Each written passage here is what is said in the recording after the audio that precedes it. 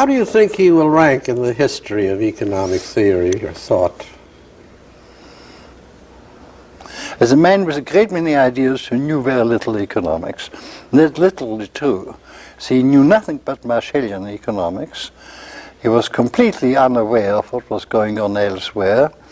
He even knew very little about 19th century economic history. His interests were very largely guided by aesthetic appeal. And he hated the 19th century, and therefore knew very little about it. Even about its scientific literature. He was a really great expert in the Elizabethan age. I'm absolutely astounded that you say that John Maynard Keynes really didn't know the economic literature. He had surely gone very through. little. Even within the English tradition, he did know very little of the great monetary writers of the 19th century. He would know nothing about Henry Thornton. He knew a little about Ricardo, of course, the famous things, but he could have found any number of antecedents of his inflationary ideas in the 1820s and 1830s, and when I told him about it, it was all new to him. How did he react? Was he sheepish? No, not in the least. He was much too self-assured and amused. Convinced that what other people could have said about the subject was not frightfully important.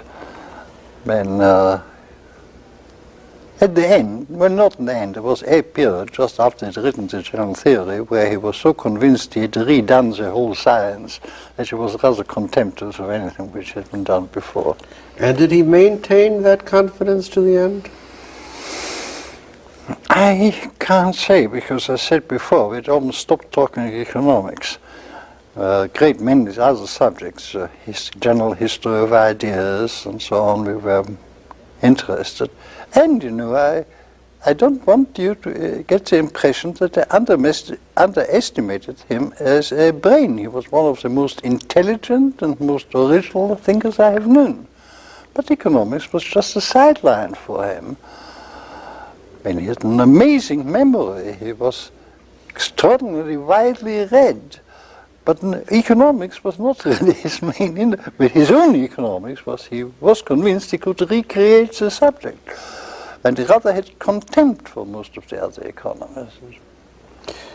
Does this tie in with your two kinds of minds?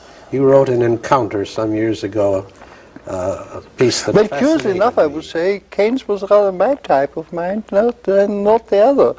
He certainly could not have been described as a master of his subject, which I described the other time. He was an intuitive thinker with a very wide knowledge in many fields, who had never felt that economics was weighty enough to, he just took it for granted that Marshall's textbook contained everything one need to know about the subject. There was a certain arrogance of Cambridge economics about. I mean, they thought they were the center of the world, and if you have learned Cambridge economics, there was nothing else worth learning.